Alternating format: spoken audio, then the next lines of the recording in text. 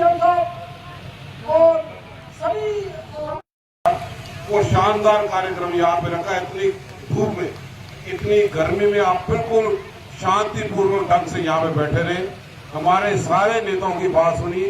मैं यहाँ पे उनका शुक्रिया अदा यहाँ पे करता हूँ, आपका भी शुक्रिया करता हूँ कि आपने बड़े ही अच्छे ढंग से संजीदगी के साथ सारे नेताओं की बातें सुनी, भाषण सुना।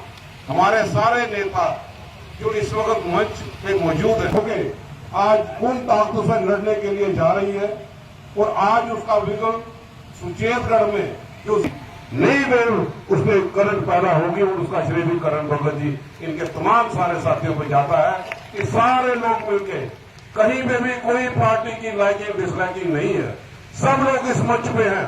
तो हम भाई यहाँ पे हैं और खड़के साहब जो दलित समाज से करते हैं, सबसे ज्यादा ऑल इंडिया कांग्रेस कमेटी का नेतृत्व उनके नीचे यहाँ पे काम करें।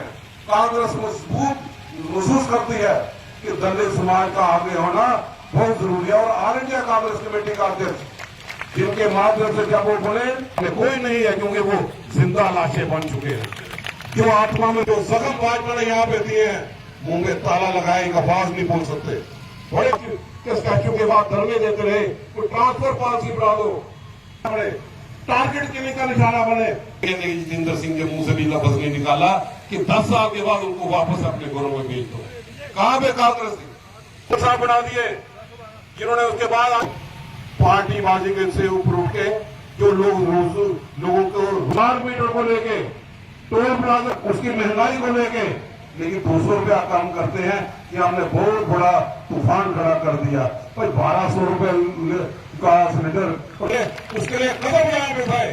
आपको इस चीज से परेशान यहाँ पे है कि कौन सी वक्त यहाँ पे था कि हमसे भूल होगी, हमने इनके बहकावे पे आके इनको वोट दे दिए और सत्ता हासिल करने के। हमारे स्कूल क्लास बरादरी के लोग जो कांग्रेस के टाइम में कश्मीर में नौकरी में लगे थे, या पटेल बरादरी के लोग जिनको एक कोटा मिला था, एक पैकेज मिला था मनमोहन जी की तरफ से, उनको ये सरकार जो है उनको वहां पे प्रोटेक्ट नहीं कर सकती है।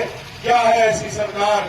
जो सरकार 10 साल बीजेपी, भाइयों बहनों, 2014 में आपने बीजेपी को चुना, यहां का पार्लियामेंट मेंबर 2014 में चुना गया, यहां का एमएलए 2014 में चुना गया जो मिनिस्टर मिला, लेकिन आज नवंबर में उस एमएलए को, उस मेंबर पार्लियामेंट को, इस बीजेपी की सरकार को, केंद्र की सरकार को, जहां स्टेट की गवर्नमेंट को 10 साल हो जाएंगे, लेकिन 10 साल में आप दिखाओ कौन सा काम उन्होंने लोगों के लिए किया, उन्होंने कौन सा काम गरीबों की हित के लिया, कौन सा काम उन्होंने किसानों के लिए किया, कौन सा काम उन्होंने दलित समाज के लिए किया, कौन सा काम उन्होंने किसी डेली वेजर, किसी कैजुअल लेबर के लिए किया।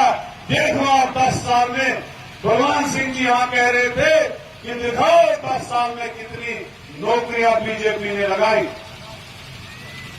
जब यहां इस खुशहाल स्टेट को, जिसकी एक इज्जत थी, जिसका एक दमदमा था, जो हिस्टोरिकल स्टेट थी, बनाया गया, चीना गया, उस वक्त अमित शाह जी ने बड़े बड़े ख्वाब दिखाए।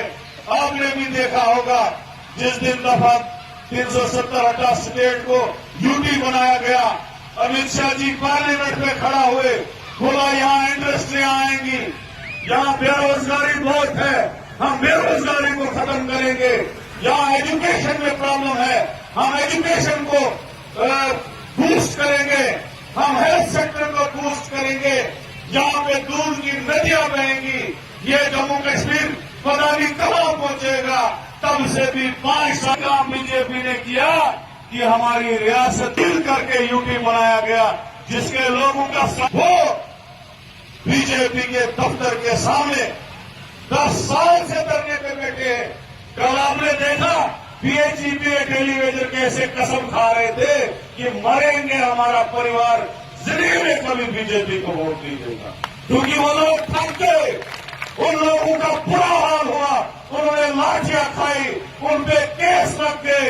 आपने देखा 10 साल से चाहे डेली वेजर है, चाहे कैजुअल लेबर है, चाहे एनआरएचएम वाला है, चाहे मनरेगा का मुलाजिम है, चाहे हॉस्पिटल डेवलपमेंट फंड वाला है, चाहे उनके दफ्तर के सामने त्रिपुरा नगर और गोयल के घर के सामने धरना लगा के थक गए, रिटायर हो गए, लेकिन बीजेपी को टस से मस नहीं हुई, ना उनकी तनख्वाह बढ़ाई, ना उनको परमानेंट किया, ना कोई नई नौकरी जम्मू कश्मीर के लोगों। कुमारी जी, विनोद कुमार जी, रमेश सैनी जी, रूपलाल भगत, एडवोकेट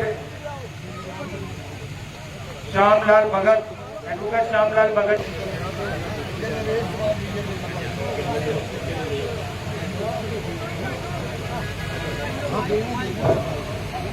भाई चलो चलो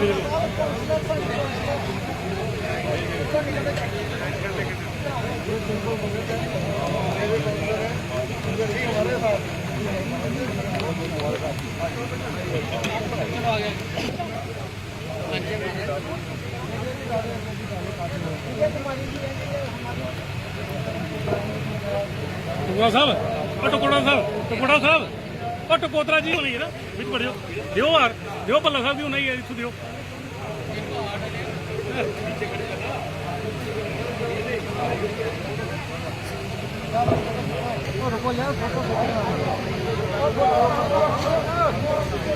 सारे साथी एक मिनट भाई साहब, हेलो, कितने जा रहे हैं भाई साहब?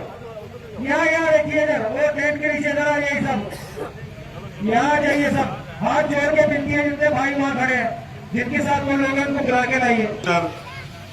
जनाब रमन बल्ला साहब, यहाँ पे सुचीतगढ़ में करण भगत जी ने प्रोग्राम रखा था, ऑर्गेनाइज किया था। जो हमारे शेड्यूल कास्ट सेल के चेयरमैन हैं, उनको मैं मुबारकबाद पेश करता हूँ कि इतनी बड़ी सभा आज हुई जिसमें हज़ारों लोग आए थे। मैं ये कहूँगा कि बीजेपी ने जो 10 साल में मिस गवर्नेंस की, जिसमें उन्होंने लोगों को तकलीफ़ें ही दी और कोई अच्छा काम लोगों के लिए नहीं किया। उन्होंने कहा था हम स्मार्ट सिटियाँ बनाएंगे, वो भी नहीं बनी। उन्होंने कहा था हम गरीबों को नौकरियाँ देंगे, वो भी नहीं दी। उल्टा क्या किया कि हमारी स्टेट को तबाह और बर्बाद करके एक हिस्टोरिकल स्टेट को यूटी बना दिया। उसके बाद यहाँ के लोगों के ऊपर की ज़मीनों को गिरदवारियाँ ख़त्म करके डोज़र लगा दिए। यहाँ लोगों के ऊपर प्रॉपर्टी टैक्स लगा दिया। यहाँ घर घर के ऊपर स्मार्ट मीटर लगाए। आज जम्मू कश्मीर के लोग खाली इलेक्शन का इंतज़ार कर रहे हैं। जो ही इलेक्शन होगा, जो मैंने कश्मीर से लेके लखनपुर तक वेव देखी कांग्रेस की, जो ही इलेक्शन होगा बीजेपी को जैसे दूध में मक्खी निकाल के फेंकते हैं वैसे लोग निकाल के फेंकेंगे और कांग्रेस की सरकार बनेगी, 2/3 मेजॉरिटी से बनेगी, क्योंकि कांग्रेस 90 की 90 कॉन्स्टिट्यूंसियों में मजबूत। लोग इंतज़ार कर रहे हैं कि कांग्रेस ही वो पार्टी है जो कभी बीजेपी के साथ नहीं जा सकती है।